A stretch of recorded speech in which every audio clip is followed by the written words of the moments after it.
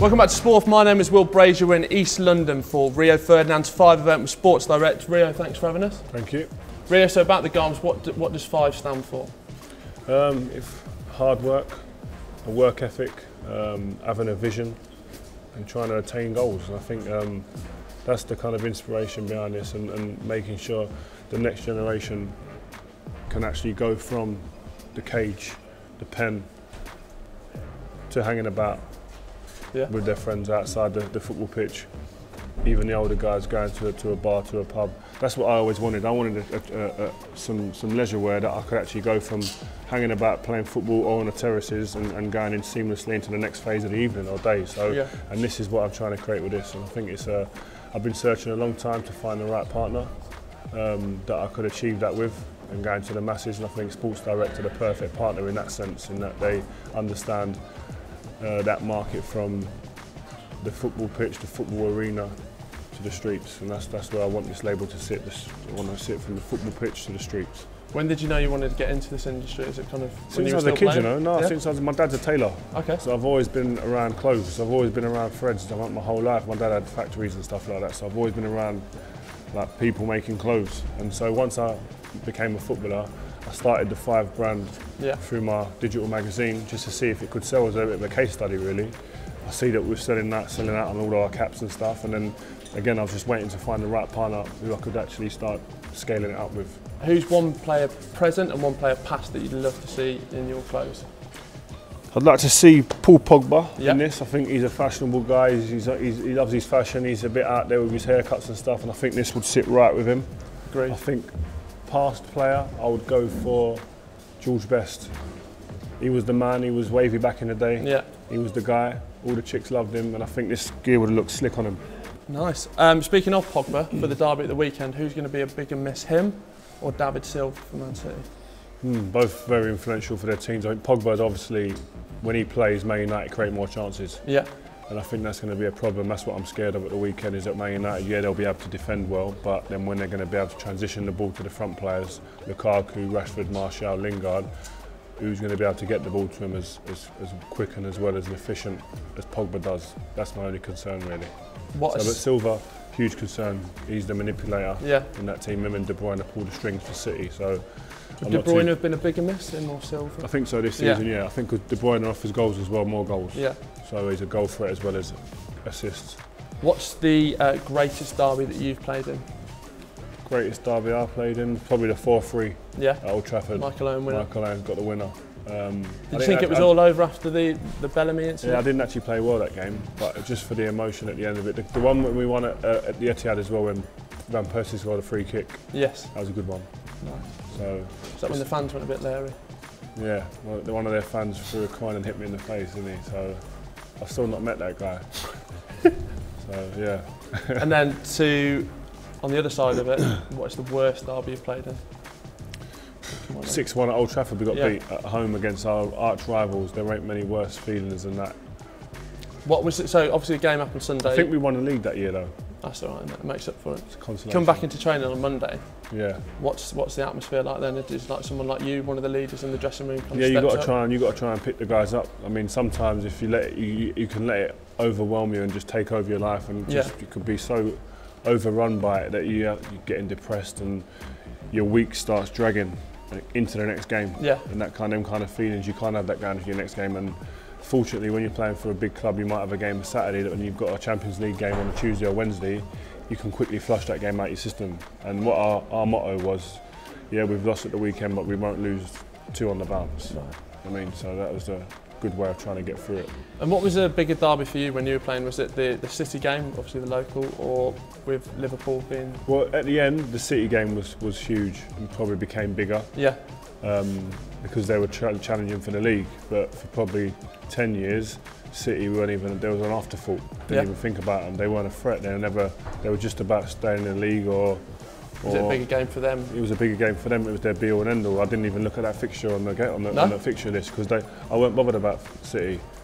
They were just what are they doing? Right. They weren't really. They didn't even come into mind. Okay. It's just the way it was, man. Yeah. They've never been challenging for anything. Well, things have slightly changed now. Yeah. Is there one Man City player that you take for the current Man United team? Who would I take? On current form right now, you can't look no further than Sterling. Yeah. I love the way he plays. Great lad. Great. He's become a student of the game in terms of learning. You can see he's learning loads from Pep Guardiola. Him or Sane, I'll take. Okay. Sterling or Sane. Not De Bruyne or Silva. Or De Bruyne. It's a hard one, isn't it? Yeah, that's what I'm saying. So I'd take one of them three. Yeah. De Bruyne, Sterling, Sane, and Aguero as well. I'm not going to argue with it, especially now you've taken up the boxing. Current combined five-a-side team, so out of Man United and City, a five-a-side team. David De Gea. Yeah, easy. Easy. Pogba. Yeah, you're going nice and attacking. No defenders. Sane. Aguero. Big Martial. Martial over Lukaku. Yeah. Just got a bit of everything, Martial. When he's on form, man, there's not many slicker looking footballers. He's good, man. Just give me a smile every now and again, bro, please. Let me know you're enjoying it. And then moving on to the next bit, we're looking at quick fire answers, giving you 5 seconds to name the 5 greatest defenders you played with or against. Vidic, Sol Campbell, John Terry, Ashley Cole, Patrice Evra. Who was the toughest out of those, in your opinion? Vidic. Vidic. Great partner to play alongside. Yeah. Gary Neville would get in there as well. Yeah. If I could have 6. And then on the other side of that, the 5 toughest strikers you played against.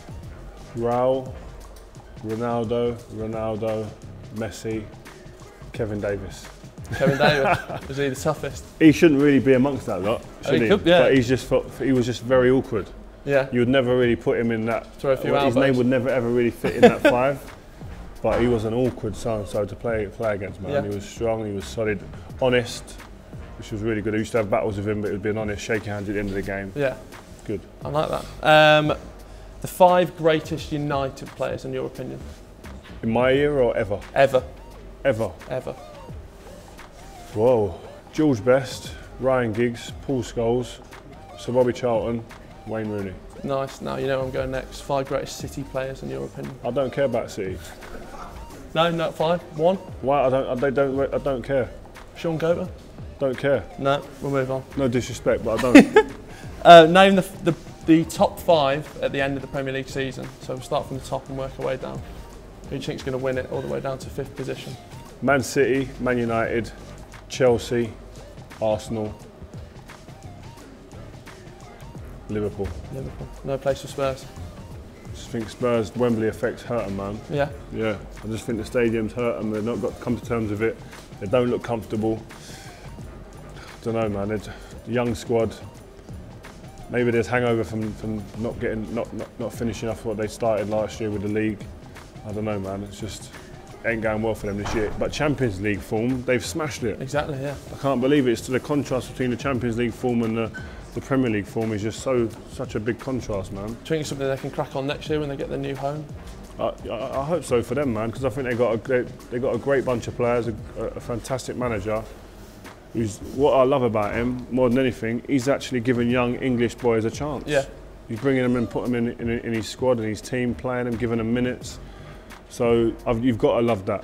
And so I hope that he continues to do well. And do you think that he can keep on to the likes of like Harry Kane and Dele Alli? Or That's the big question. Yeah. I mean, and that's down to the wage structure at the club. Are they going to compete with the finances of other clubs?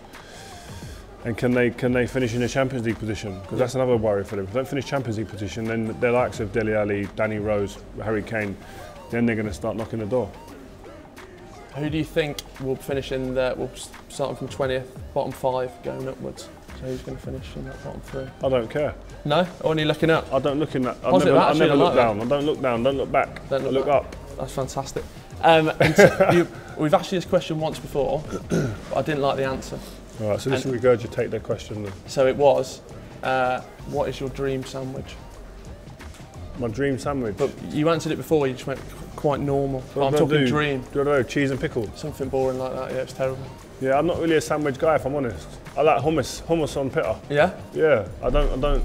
Sandwiches is but for basic people. You must be a basic guy. I'm very basic. Yeah. You're a basic guy. I'm yeah? very basic. Yeah, I don't do sandwiches. Cheese, I ham, like and wholesome food. Yeah. Yeah.